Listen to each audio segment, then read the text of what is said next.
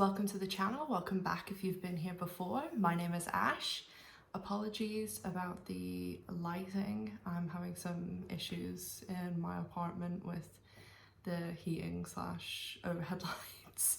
Anyway, without further ado, on to the L word.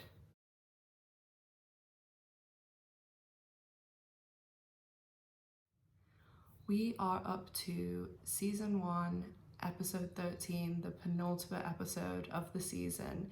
And to be honest, when I rewatched the show, I usually don't watch this episode. It's one of the weaker ones of season 1, and also because of the whole situation with Candace. It also is pretty Jenny focused and also starts that whole manatee dolphins weirdness, so it's just a no from me. As always, I will go through each of the characters throughout the episode, and if you've never been here before, please consider subscribing to the channel and make sure to hit the bell notification so you're notified every single time that I post a new video.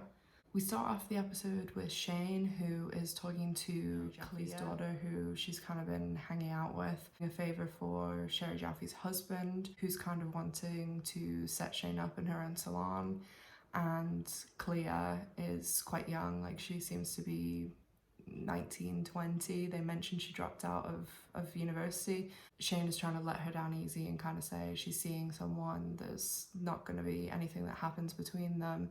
And Shane's kind of using her past to kind of explain why Leah wouldn't be a good fit. And she talks about the friend Clive we met a few episodes ago, and also talks about when they used to work on Santa Monica Boulevard. So apart from the whole group scenes, which I'll talk about towards the end, Shane doesn't really have too much going on in the episode. Alice's only part in the episode is with the jail group scenes. Dana's in the group scenes, but we do get a little Mr. Piddles cameo in this episode. Always makes me smile. As I've mentioned a lot on this channel, I have a very close relationship with my cat, Miss Gloria, and I always just enjoy seeing Dana and Mr. Piddles because it's exactly the way I am with my cat, especially when she's leaving and she's saying to Mr. Piddles, oh, Tanya's gonna look after you. And she's like, oh, bye to Tanya. And then Mr. Piddles, it's like, love you and a million kisses. And you can tell Tanya is very jealous, and that kind of rears its head next episode. But yeah, love a Mr. Piddles cameo. Kit finally gets something happening. In the first season, Kit really doesn't have a lot going on besides being Bette's sister. And we get the first appearance of Ivan in this episode too. Kit is emceeing an event that Ivan is singing in. It's like a drag kings event, and they start their friendship relationship in this episode. Marina is kind of moping around. Her and Francesca have kind of ended, and in the beginning of the episode, Marina is telling Kit about how Francesca wants to be bought out of the planet, and Marina's in a lot of debt, as we've learned over the past few episodes. So she's kind of saying to Kit, like, I don't know how I'm going to do this, but I don't want to lose the planet.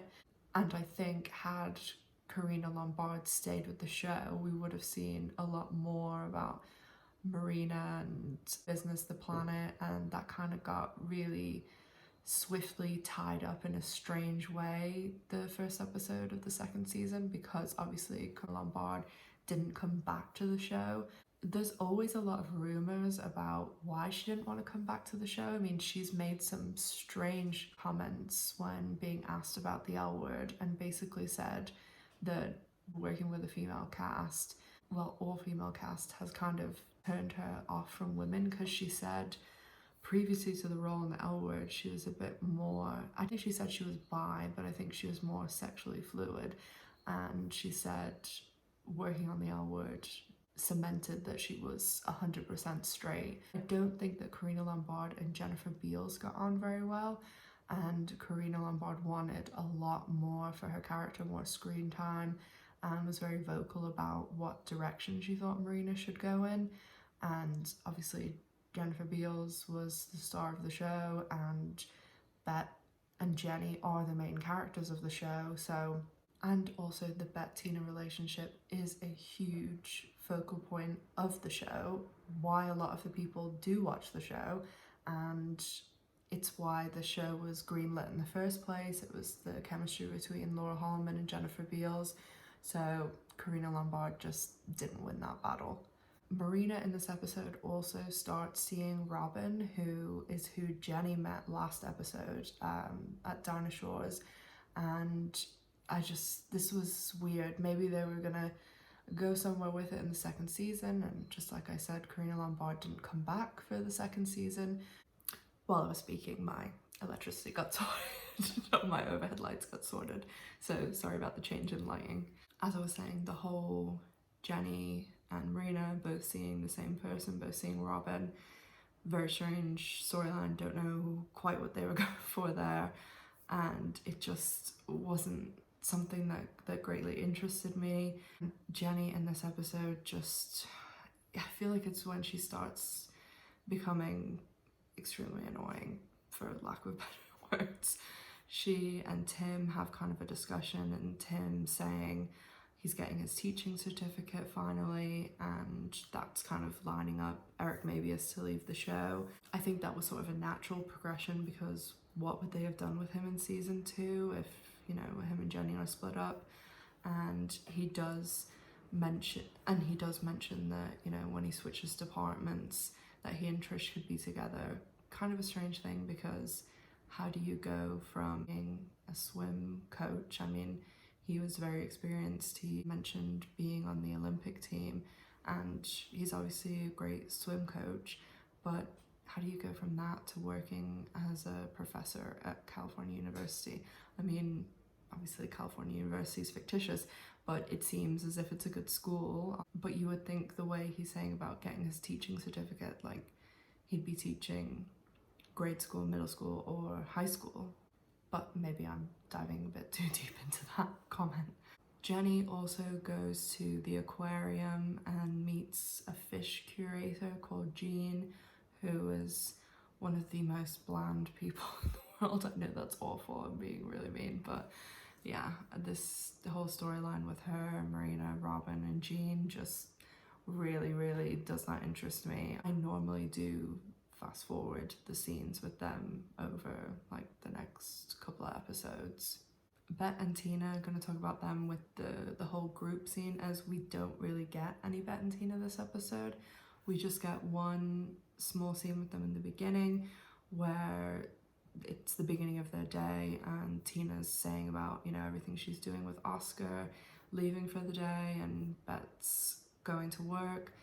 Her and James and Candace is there too, having the conversation about all these protesters are there, like Faye Buckley's group, but we don't see Faye Buckley. The art is arriving for the provocations exhibit. Basically, they're trying to like stop the art getting in. Candace suggests doing like a human shield type thing, which is what people do a lot of the time outside Planned Parenthoods when patients come, and when people get out of the car, they make like a shield with people basically. And while they're doing that, there's basically, you know, a bit of a fight. People start pushing and shoving, and the police are there because obviously there's a protest, an illegal permit approved protest, but a protest nonetheless going on. And Alice, Shane, Dana, Bette, and the effing carpenter all get arrested, along with a couple of the people who are protesting from the religious group. We see them all get to the jail, but Bette and Candace, as ringleaders, get put in a separate cell, and that's when they start with the whole, you know, they start naming the states, and Bette is like trying to control herself against the carpenter. But I really dislike those scenes because it's just, oh, I can't stand her, the carpenter. But eventually get bailed, and when they come out, they're all kind of like discussing who's going where, and Tina meets the carpenter then, just, you know, obviously not knowing anything about what's going on, and how she seems to be doing a great job at the CAC. And overall, that was really it. Not too much happens in this episode. I feel like there was a lot of setup for things like the Jenny and Marina stuff, and Shane and Sherry Jaffe, and storylines that just really didn't go anywhere. I mean, I guess the point of this episode was setting up the whole thing with Bette and the effing carpenter for next episode, and you know, the explosive scenes in the season finale. But overall, it's really not one of my favorite episodes. I rarely do rewatch it. I actually would go out and say it's probably my least favorite episode from season 1. And the reason I would say that is because I don't think there's any really redeeming scenes in it. There's not even, apart from the very few like literally little moments like Mr. Dana and Mr. Piddles, or some of the comments like Alice and stuff make at the jail, there's really nothing that I like about this episode. And maybe that is because of my feelings towards setting up Bette having an affair. So I probably didn't dislike it that much when I first saw it, but yeah, knowing what happens and just overall, I feel like nothing really happens. We get introduced to a few new characters, Robin, Ivan, but also these characters go nowhere. A lot of them just fall off the face of the earth too as the series progresses. So just don't find anything really redeeming about the episode, and just not one of my favorites overall. Not quite season 3 terrible, but for season 1, definitely very low on my list, if not the lowest for season 1. Next episode is obviously episode 14, the season 1 finale.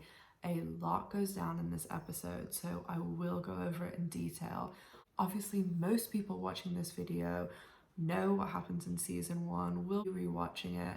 There definitely was a lot of controversy over one of the scenes in particular in episode 14, and I think everyone can easily guess what scene I'm talking about. It is a particularly difficult one to talk about, so I will be offering up obviously my opinion and also some of the things I've read over the years about that particular scene, especially what Jennifer Beals, Laura Holloman and Eileen Chaikin themselves have said about that scene. We'll definitely get into that next episode. As always guys, thank you so much for watching. Be sure to follow me on Instagram and Facebook at the.ash.silver, and I also have a new Twitter which is the ashsilver1, so follow me on there for more L-word content. I'm just about to finish up with a new episode from My 600 Pound Life, Where Are They Now? And I also will be talking about the mental weight of being overweight and loose skin, my experience with it and my weight loss in general. So that'll be out over the next few days. And another video I'm doing at the moment, I'm watching the movie tonight, is about the Netflix movie that came out today called A Secret Love. And it's about a lesbian couple that have been together for over 60 years. And obviously, when they started their relationship, they were closeted and were for most of their lives, and how it affected them, their relationship coming out in later years. I'm really excited to see it. It looks really good. So anyone else who's watching it, please look out for my review in the next few days too. So thank you so much for watching guys. Take care, stay safe, and I'll see you soon. Bye.